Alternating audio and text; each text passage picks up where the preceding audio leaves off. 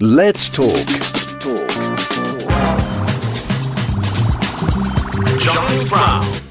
Winston Churchill, part of the Prime Minister's series, is the new book, a short new biography by acclaimed, esteemed historian Peter Daddick. It basically argues that the recipe for Churchill's success in the Second World War was forged during the First World War. Delighted to say that joining me live on the line is author of Winston Churchill. It's Peter Daddick. Peter, how are you? Good to have you back on the show. Yeah, it's great. It's great to be back here. I'm really envious of the weather you're having. It's bloody cold in Blighty, so enjoy it. Yeah, I was watching the Grand Prix over at Silverstone on the TV, and it was thundering down with rain. And I'm thinking, because you've got the We Have Waste Fest coming, haven't you? Somewhere near there in the next couple of weeks. We have. It's in 2 weekends' time, which I'm really looking forward to. But I just hope the weather treats us kindly. And then I'll be back to Croatia, which is where I spend a lot of my year writing and musing and walking my dog, where the weather is more like what you're used to. Exactly, the unspoilt Mediterranean. What's not to like, as James Holland always says. Right then, let's look at this particular. Just when you think you know everything about Winston Churchill, and people think they might do, but your book argues that your short biography argues that his success is forged during the First World War. Yeah, I mean, we talk about his sort of finest hour in May, June 1940, but I think his success is bedded in everything he's done in his life before then, and certainly in the First World War. And without those, his achievement in 1940 and Second World War wouldn't have been possible. He's already learned all the skills that he needs to lead a nation in war in the First World War and after. I mean, I suppose one of the things is because previous to the First World War, unless a campaigning army has come through your town and village, you haven't really, as a civilian, you haven't really faced the effects of that particular war. So if you're in England or or an island or somewhere, you're not going to have, you're not going to be directly affected in terms of being killed or whatever when the war starts. And of course, the First World War, you're seeing sort of Zeppelin raids on London. Of course, that gets you really sort of the civilian mobilization, if you like, of a population during wartime. Yeah, I think it's as much about the formation of a home front where everybody is involved in the war effort, even in the First World War. So conscription of women in the war working factories, rationing. The sort of centralization of most factories, because Churchill was later Minister of Munitions, so all those munition factories around the country, later on Secretary of State for War, and war cabinets. I mean, all of these are unprecedented, had never happened before. The Women's Armed Services. So all sorts of things that come back into play in the Second World War, convoys. So they all have a sort of dress rehearsal, if you like, although they're very real and necessary at the time. And so when Churchill takes over, he knows exactly what to do straight away, presses the button, as it were. And the lessons learned from the First World War kick in the moment he takes office in May 1940. And perhaps one of the main important parts of it as well is he understands the value of shipping and how it's going to be absolutely vital to having a strong navy and having the sort of convoys going across, because he has his time in the Admiralty. Yeah, absolutely. I mean, it's remarkable when he's made First Lord of the Admiralty in 1911 to get a grip on naval spending and to reduce naval expenditure. And what happens, of course, is Winston being Winston, he falls in love with the whole concept of the romance of the Royal Navy, and ends up expanding it and building more battleships rather than less, and doing exactly the opposite of what he was appointed to do.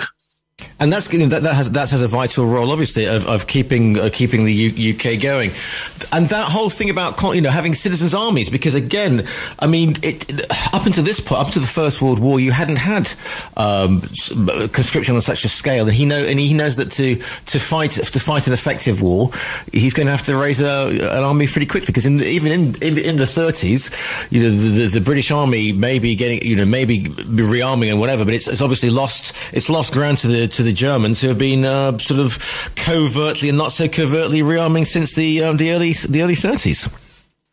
Yeah, I mean, the interesting thing, Britain had never had conscription before midway through the First World War in 1916, and it ditched it as soon as it possibly could in 1918. So we reactivated again for the Second World War. But I mean, we've always been unique in that respect, surrounded by European countries who've all had a tradition of conscription. And we're pretty unique in the fact that we've only resorted to it twice. And even then, really rather reluctantly. I mean, we dragged our heels over it in the First World War, and it carried on into peacetime after the Second World War.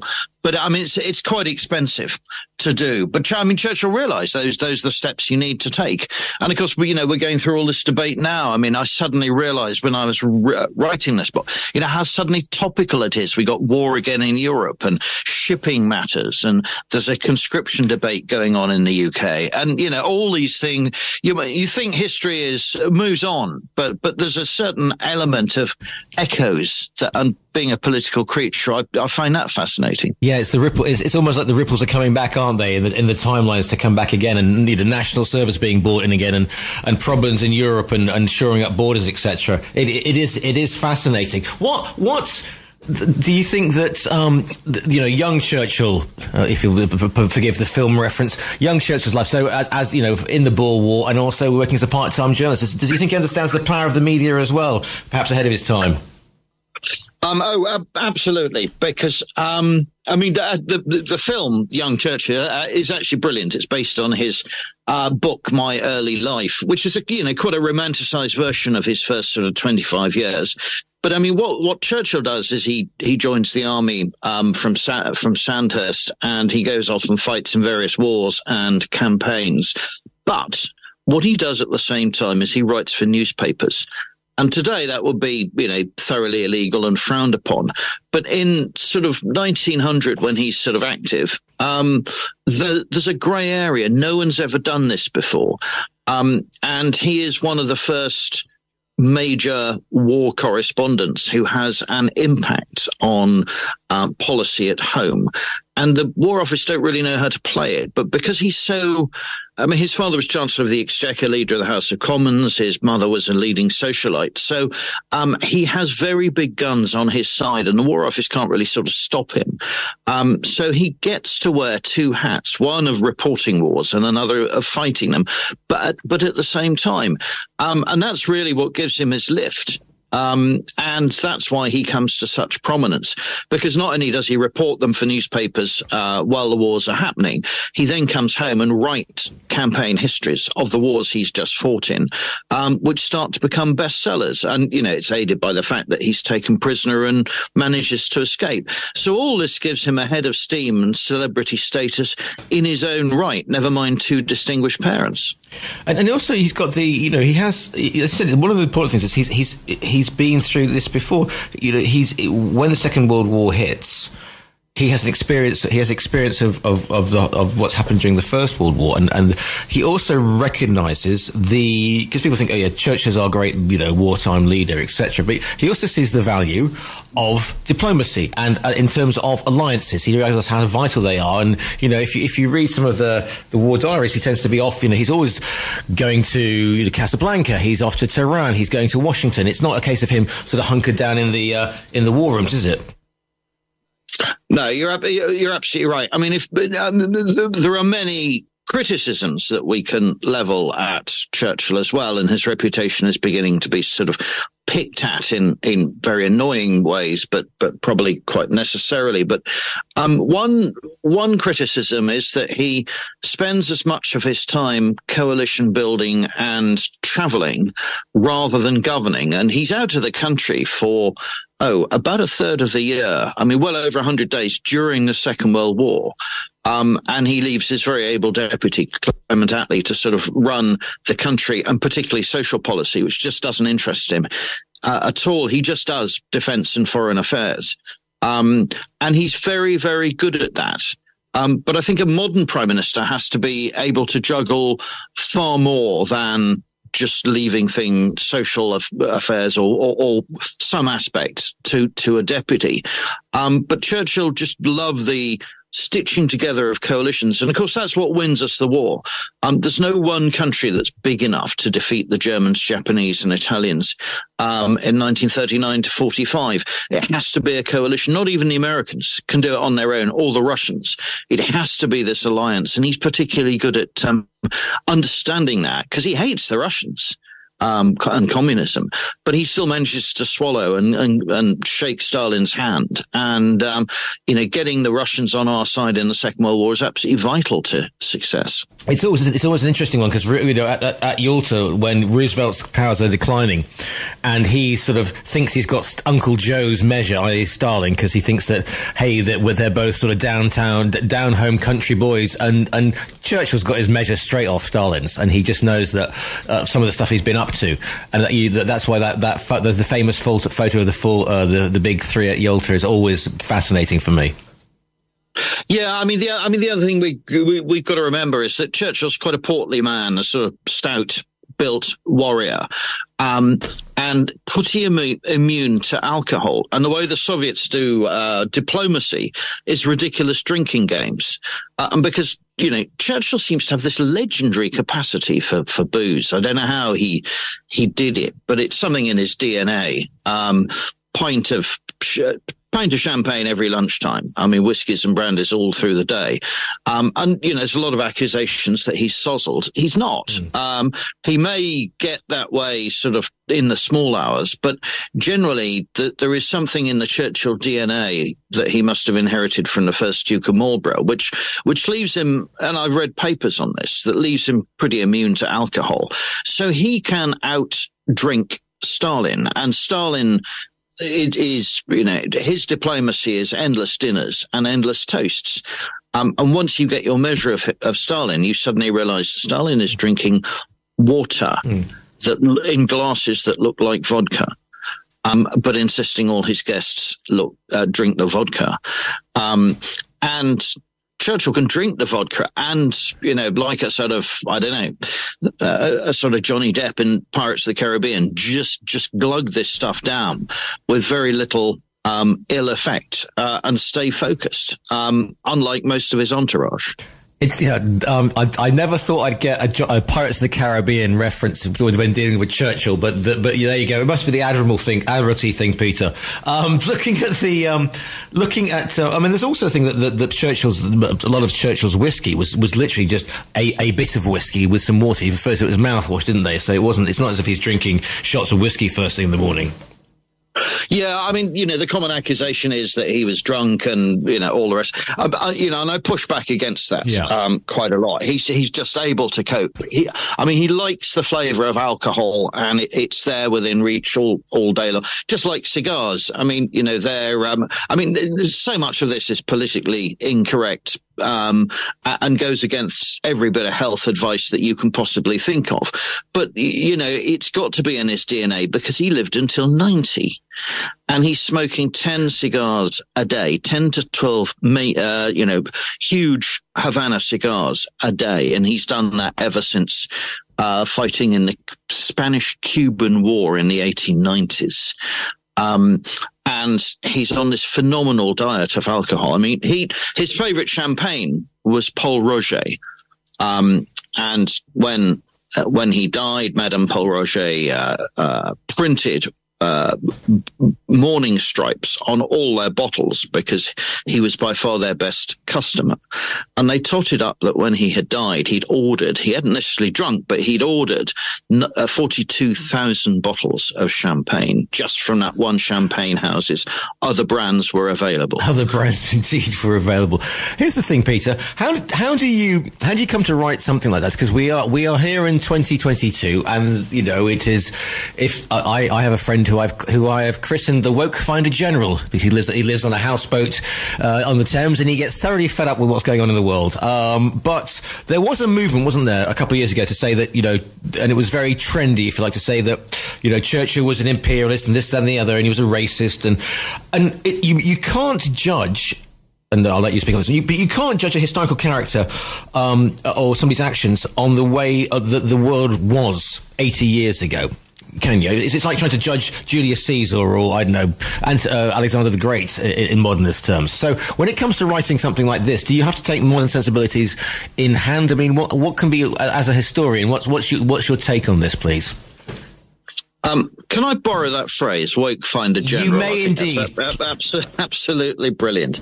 Well, I think what's happening, I mean, historians' jobs are to go back to original sources and to pick apart the legends. And in a way, society is just catching up with what historians have been doing academically for far, far longer. So I don't think that I'm doing anything unusual there. I think I'm being more respectful to Churchill and his legend than many people are. But I think it behoves us to sort of pause every now and again and to sort of look at what all of this is about, because Churchill's being used by a lot of politicians in the UK of almost every single party and none. To justify what they want, whether they're in or out of Europe, and their claims to sovereignty and the British Armed Forces. I mean, Churchill was such a wide man. He's more than a politician. He has so many other lives. Nobel Prize winner for literature, great painter, great writer. He wrote 15 million words or 30 books in his lifetime. All of this. So you do actually need to pause and just sort of work out where he is on any particular issue. And he morphs. He's terribly pro. He's anti-Indian independence for a lot of his life, but he mellows in later days. He loathes communism in the early days, and yet he shakes the hand of Stalin. So, like many people, I mean, if you take a snapshot of his views, it's almost unfair to say, but you've changed your view, Mr. Churchill, because that's what politicians do. That's what we all do. So I don't see anything wrong in going back and sort of trying to pick apart his legacy and to understand who he is. I think we would worry if we had a politician who was rigid, who never changed their mind, who wasn't open to new ideas. And he surrounds himself with the most amazing people. He forms this club called the Other Club, which dines in London every month. And it's still going today now. And it's just for intellectuals from every walk of life. Who don't come with a political agenda, but just talk about what they know from the armed forces, from the arts, from law, from education, you name it. And he made many friends. I mean, he made a lot of friends who were diametrically opposed to him politically. But he read their books and he discussed with them their thoughts. So he was an amazingly broad-minded man. And I mean, what I had to do was stop and pinch myself all the time to sort of fall under his spell, because it's so easy to do with him. You can't sort of, it's very easy to sort of sit back and admire him and just sort of say, he's brilliant in everything he does. I mean, he is. He lives, the life of 6 men or a dozen men compared with, our own. But being objective, I think, is necessary for our day and age. And that's the mark of a good historian. I've probably fallen under his spell far too much, but I really enjoyed writing it because he's such an awesome individual. What do you hope that people are going to... Because these are short series, aren't they? These are small... Because, you could write tomes. I mean, The Life of 6 Men. I mean, you could probably write 60 books on Churchill, 60 chapters of volumes of his life. So how do you keep a life like this short, if you like, in terms of writing it? Well, that's a very good question. So my great mate, Andrew Roberts, has written, the definitive long version of Churchill. And before that, Roy Jenkins, former cabinet minister, wrote a very good one. His official life is 8 volumes. And there's something like 22 volumes of supporting documents and letters. And, that comes out at, nearly 20 million words. I mean, it's just staggering. I mean, the official biography plus letters is it's about 4 yards long in terms of stuff on a bookshelf. There have been more books written by Winston Churchill than anyone else. So, what have I got to offer? What's in this tiny little slim volume? It's harder to write a brief life of Churchill than it is to fall into writing something much longer. I found a press cutting of from 1900 of Winston Churchill in London giving an account of how he escaped from a prisoner of war camp in 1900 from the Boers in South Africa and made a home run. And he had just been elected to Parliament at that stage about 3 weeks earlier. So he gave this talk to a packed hall in Piccadilly in November 1900. And it was reported, of all things, in the Church Family newspaper, which is now the Church of England newspaper. The religion is immaterial. They just happen to cover a lot of reviews of public happenings. And the reviewer clearly came under his spell. And at the end, he said, this was fantastic. The world needs more men like Winston Churchill. He spoke because, as he was in earnest, we are full of admiration for him. I am sure that this young man will climb very high up the ladder of life, and in decades to come, we will hear more of Winston Churchill and be proud to call him an Englishman, one of our own. And I just thought, wow, 1900, what a prophecy. But it shows you the weight of expectation on his shoulders. And if you think of more modern politicians who've become cabinet ministers or even prime ministers, and the weight of expectation on their shoulders, and they haven't delivered, and yet Churchill did in spades. The book is called Winston Churchill, the Prime Minister Series. It's by Peter Daddick who's speaking to you today. Peter, if people want to follow you online, are you doing the X Twitter thing? Where can people find you? Yeah, absolutely. I'm a great sort of Twitter fiend. So at Military History, but spelt with an I at the end instead of a Y. So all followers welcome on my feeds. I'm on the other usual suspects of Facebook, LinkedIn, Instagram. But I do a few book festivals as well. And you can hear me sort of talk on various in newspapers, on television, and I have a weekly column in an online magazine called The Critic as well. So go forth and seek that out, and you'll be able to also order the book via our own virtual bookstore. Enjoy the festival season over there, Peter. This book is called Winston Churchill, Winston Churchill. It's by Peter Daddick. Peter, once again, thank you so much for your time today. It's so good to just sort of air my thoughts about someone who a lot of people still believe is the greatest living Englishman, and I went to him slightly skeptically, and I fell completely under the spell, and here I am, objective professional military historian, and you can't help but just be encouraged and filled with admiration for his breadth of mind and his humanity and warmth. I mean, he's just a lovely person to write and read about. And thank you anyway very much. As indeed. Always, Peter, it's great to hear from you again. It's always great to be here. Come back on the show soon. We'll speak again. The book is called Winston Churchill. It's by Peter Daddick. Peter, enjoy the rest of your day, wherever it takes you today. Thank you very much indeed. I will. It's freezing here in Blighty, so you just need to stay where you are and sort of chill and relax. I might take a large Habana cigar and go and sit on the terrace and look at the rock from here. That's pretty amazing. Exactly that, and pull out a box of paints, which is what he did, and paint lovely Mediterranean views. Exactly. Peter Daddick, thank you so much for your time today.